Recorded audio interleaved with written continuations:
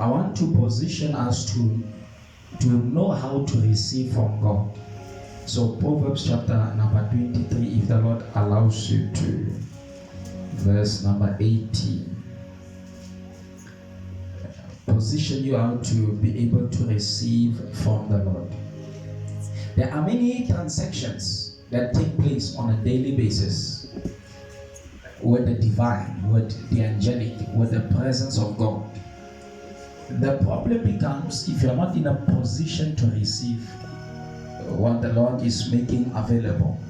You will be in a position where you are asking Him, but not being able to get from Him. So, Proverbs, please, if you can.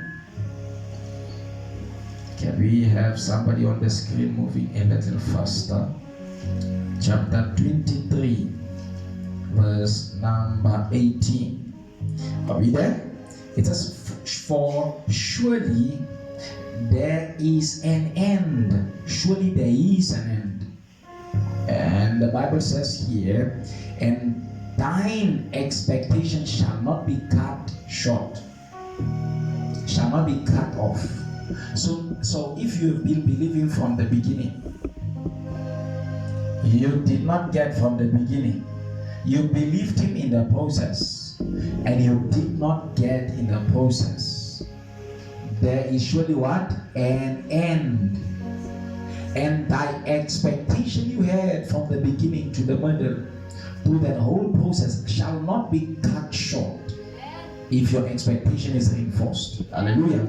It says, for then you will have a future, and your hope will never fade. Another translation, please. Your hope will never fade. Hallelujah. And if you are not in a position to have a hope that is able to pierce through the barriers of time, you are not able to get what you are longing for. Are you getting that? Let us try it again. Hope is supposed to break through the seasons that you find yourself in. For without doubt, there is a future. So every time there is doubt, the future is already inexistent. It's already taken away. And your hope will not be cut short. So what we need to begin to attack when you come to the end cycle of the year is the fact that it is over. I can't get what I've believed God to get. If you're able to fight that mentality, if you're able to believe God to the end,